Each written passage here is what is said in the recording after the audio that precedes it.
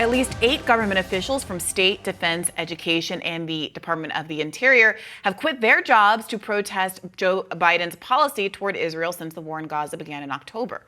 In March, Dr. Annelle Sheline resigned from her position as a foreign affairs officer at the Office of Near Eastern Affairs at the State Department.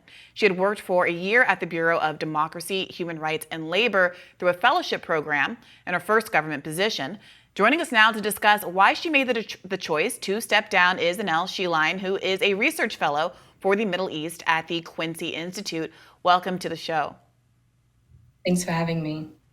Annelle, first, let's just hear what drove you to make the decision to step away from your previous job. Yeah, it was becoming increasingly clear that staying inside government was not offering me any opportunity to dissent to what was happening. And I decided to go public with my resignation when colleagues who were not able to resign or to resign publicly asked if I would be willing to do so publicly. So I did it for myself as well as for many colleagues who oppose the administration's policies. And could you elaborate on what those policies are? We're talking about the current administration's posture toward the Middle East and what's going on in Israel or what's going on in Ukraine. Can you elaborate, please? This was over Gaza. So I resigned in late March and have been, subsequently speaking out about the ways in which people inside government are very much opposed to the unconditional U.S. support for the Israeli military's operations inside Gaza, specifically the use of starvation as a weapon of war, which does violate American law. We know that under 620I of the Foreign Assistance Act, any government that blocks U.S. humanitarian aid is automatically no longer able to receive U.S. security assistance, and yet the U.S. continues to channel billions of dollars in weapons and money to the Israeli military. What is the response from your superiors in the administration, who I'm sure are familiar with that argument with the law that this should not be funded for that reason? How do they respond to what seems like a significant amount of dissent on this topic from rank and file employees of the federal intelligence, state, defense, et cetera? I think it's extremely unfortunate how the administration continues to gaslight the American people by stating that there haven't actually been designations made, that the Israeli military is violating U.S. law as well as international, humanitarian law, international law, the laws of war. We had, for example, the NSM-20 that came out recently, and as my former colleague and fellow resignee Stacey Gilbert, who was working on that report, has stated, essentially, there had initially been a consensus of those working on the NSM-20 that Israel was, in fact, violating the law and was no longer eligible to receive military assistance. And yet, when the final report was issued, it no longer stated that conclusion. Yeah, I was just about to bring up Stacey Gilbert, who said she described it as, quote, twisting the facts. So the Biden administration is twisting the facts in order to, and this shouldn't be lost in all of this, not imperil America's ability to continue to provide military aid to Israel, which would be precluded by a finding, right, that that aid, substantial aid, humanitarian aid, was being kept from Palestinians. What do you perceive to be the fallout from your resignation and Stacey Gilbert's relatively high-profile resignation? We heard I think Max Miller basically say that he stands by the report, but have you heard anything internally about growing discontent about the basically cover-up that seems to be going on here? Yes, so I am aware of many people inside the administration who continue to be very opposed to the ongoing unconditional support. We've seen, for example, recently that Bibi Netanyahu is supposed to be coming to address a joint session of Congress. We've also heard opposition from the Israeli left saying that, by the Democrats inviting Bibi to come, he's thrown the Israeli left under the bus, that Chuck Schumer himself had come out and said that it's time for elections to be held in Israel, that Bibi should no longer be in charge.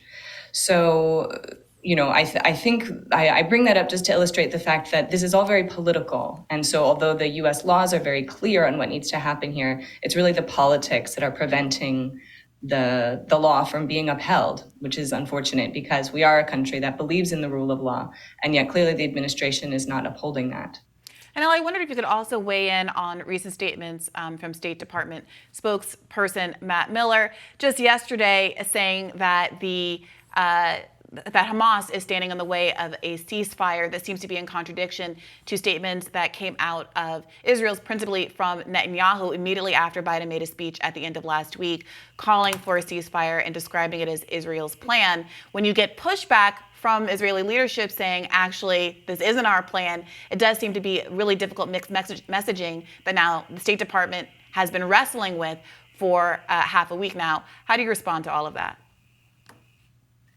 I think this reiterates the extent to which, unfortunately, the Biden administration is demonstrating their own weakness in the face of these continued tactics by Bibi and the Israeli government.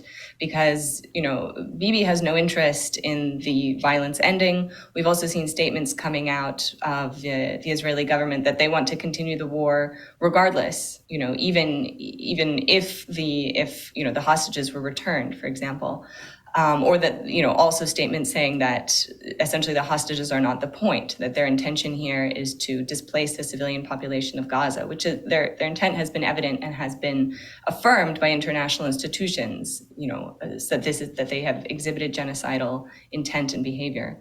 So in general, I just question why the Biden administration continues to double down on what is clearly a failed policy. We are continuing to see the violation of US law. We are continuing to see Biden look weak during an election year at a time when already questions about his age make me wonder why his campaign staff is not urging him to stand up to Netanyahu and to reassert, who is the powerful actor here? Is it the US or is it Israel?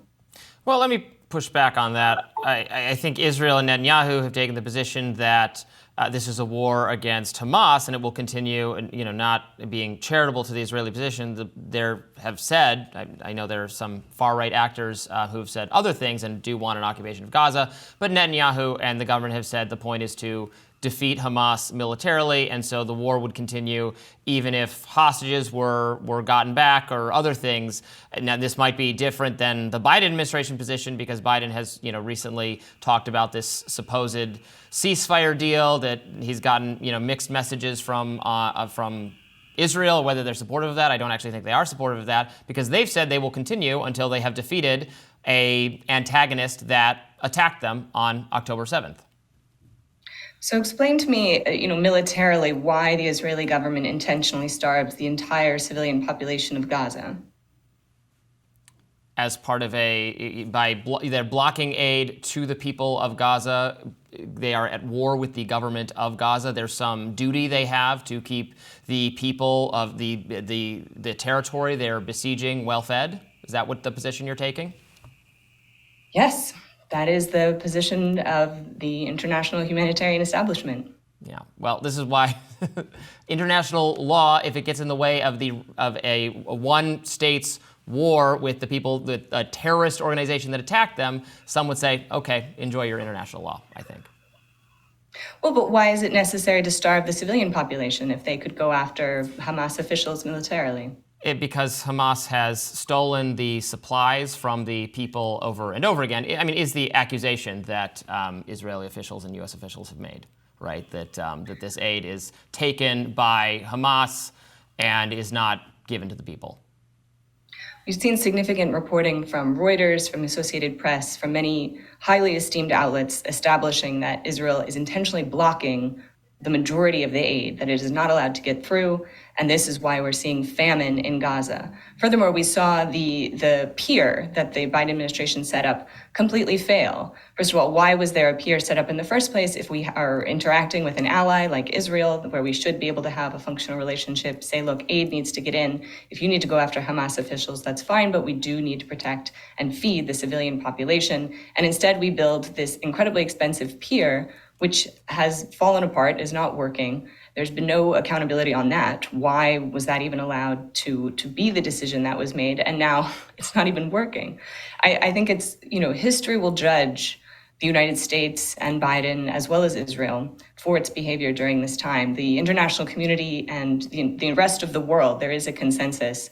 U.S. leadership is completely destroyed by this, far more than it was previously due to American actions like the Iraq War, for example, which had already undermined America's credibility and claims to leadership. But I do worry that this is dealing a truly historic blow to America's position as previously having been a moral leader for the rest of the world.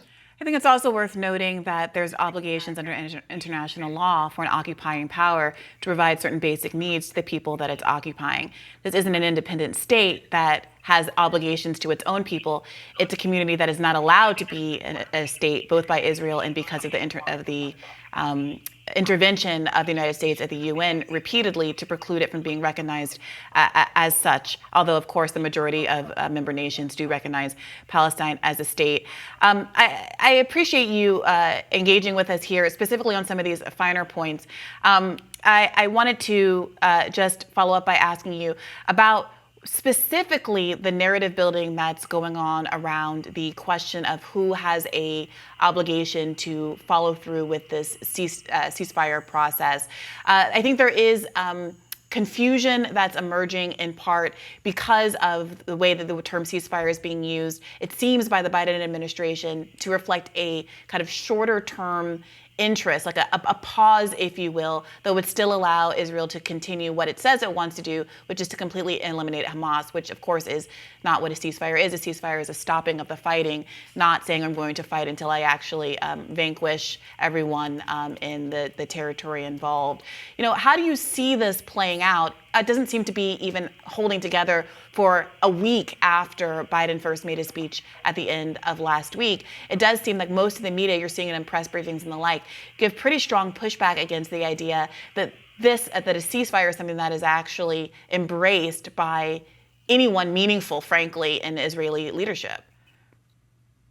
Exactly. I think it's very important that you highlighted that, and does go back to my point that Netanyahu's interests are best served by the violence continuing. He is liable to be held accountable for corruption. He will be likely legally held accountable at the point at which he is no longer in a position of power. And so from his perspective, he wants to stay in power as long as he can, to continue the violence, and to hope that maybe if he can continue to kick this can down the road, maybe political circumstances will change or he will be granted immunity for his crimes. I just find it distressing that the Biden administration continues to either naively or as a means of perpetuating deception, continue to articulate this faith in a ceasefire deal when it's clear there is no partner for peace on the Israeli side, that neither Netanyahu nor members of his government have any interest in ending both the military attacks on Hamas targets, but especially the ongoing destruction of all civilian infrastructure inside Gaza, making life completely impossible there for the purpose of transferring that civilian population, which has long been a goal of Netanyahu and members of his government. Thank you so much for joining us today. We really appreciate it. Thank you.